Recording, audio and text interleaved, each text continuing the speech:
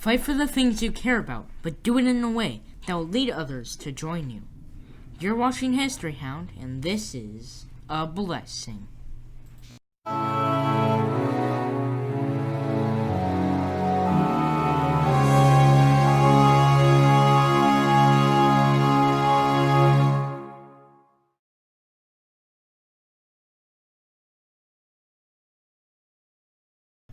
There are people in this world who are in it for themselves, or to make a buck, or to be powerful, famous.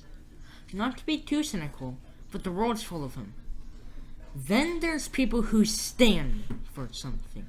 People who believe in a cause so genuinely important to them that there's no doubt or question of their character. We lost one of those people this week, and everything is worse now. Ruth Bader Ginsburg was born in Brooklyn, New York on March 15, 1933, to Celia and Nathan Bader. Her mom took a special interest in her education, often taking her on trips to the library. She wanted her daughter to have the education that she wanted but couldn't get. Sadly, Celia became ill with cancer and died one day before Ruth graduated high school. She attended Cornell and met her husband, Martin Ginsburg, there. She would graduate as the highest-ranking woman in her class, not long after she and Martin were married and had a daughter. A year later, she would attend Harvard Law School, where she was one of 9 women in the class with 500 men, where she was directly confronted by the dean of Harvard Law about why she was there, taking the spot of a man. Despite this, she became the first woman on the Harvard Law Review before moving to New York, transferring to Columbia Law School, getting on the Columbia Law Review, and graduating way at the top of her class. The very top. First.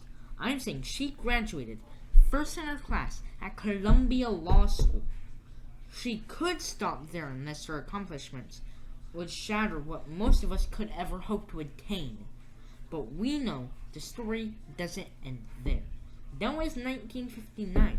Her story didn't end until, well, you have a tough time convincing me. Her story stopped with her death. Finding work after graduating #1 at Columbia Law should have been easy. It wasn't. It took one of her professors at Columbia refusing to make any recommendations until she was hired before she got work as a clerk for the U.S. District Judge Palamari. She would soon follow her passion for civil procedure by becoming the associate director for the Columbia Law School Project on International Procedure. This took her to Sweden, where she was inspired by a country who was already streets ahead on gender equality, where 25% of the students were female. Remember, 9 out of 500 is an awful lot, like 1.8%. She would return home to take up a position as a professor at Rutgers Law School, where she would help co-fund the Women's Right Law Reporter, the first law journal to focus solely on women's rights. Shortly after, she taught at Columbia, where she was the first woman tenured there. She also compiled the first casebook on sexual discrimination. Still with me? We haven't gotten to the good stuff yet. In 1972, RBG would direct the Women's Rights Project at the American Civil Liberties Union, where in the first 2 years, the project worked over 300 sexual discrimination cases. By 1976, she argued 6 landmark cases in front of the Supreme Court, winning 5 of those times. She fought for gender equality in cases that favored both men and women. The work she did there set the foundation for gender equality under the law. The cases she argued set a precedent for equality litigation. President Jimmy Carter would appoint her to the U.S. Court of Appeals, where she would serve with the reputation of a cautious jurist, frequently siding with the significantly more conservative judges. She served there for 13 years before Bill Clinton appointed her to the Supreme Court. Here's the thing. RBG, despite having leftist views and entering her judicial career as a gender rights advocate, did not do much advocating from the bench. I hear you, Republicans. What about? Nope. Even her political opposite on the Supreme Court, Antonin Scalia, praised her ability to differ in it between what she believed in and what was within the boundaries of the Constitution. She believed that it was her job to interpret the law as it was written and signed in favor of presidents, leaving the changing of the law to Congress.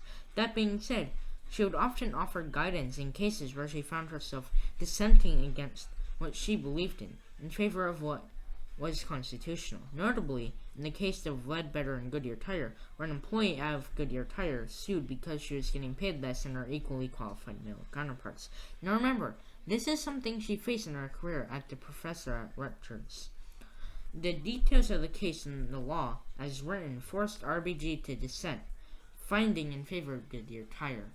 In her dissent, she encouraged Congress to change the law so that this injustice could be repaired, which they did with the Lilly Ledbetter Fair Pay Act of 2009.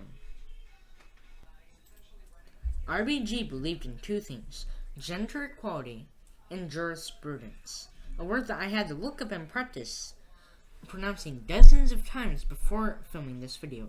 Every minute of her life would be dedicated to one of those beliefs. She wasn't in law for power, money, fame. She had two passionate beliefs, and her compass was always set to at least one of them. We should all be strong. Yehi, Zechariah, Baruch. I'm not Jewish, as my butchering of the Hebrew language undoubtedly reveals, but this phrase translates to, may her memory be a blessing. And it is, but it's so much more. Her memory is a revolution, an inspiration, and an honor. In the following weeks, we'll argue about who should replace her, or even if she should be replaced so close to election night. The comment section of every related news article will be a powder keg. I advise you to stay away. Here there will be dragons. But let's be real here. Ruth Bader Ginsburg cannot be replaced because she isn't gone. One of my dad's favorite authors has a great quote: "No one is finally dead until the ripples they cause in the world die away." Which makes a lot of sense. The thing is, Ruth Bader Ginsburg didn't make ripples. She made tidal waves, the effects of which might never die.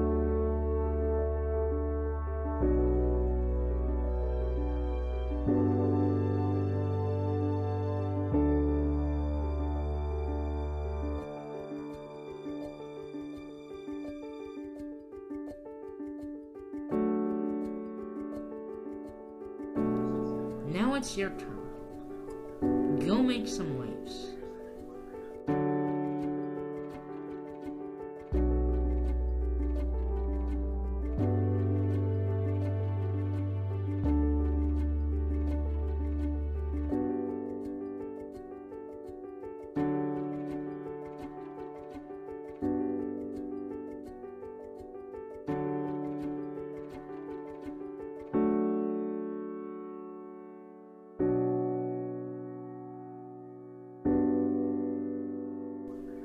You've been watching History Hound. Yehi, Zechariah, Baruch.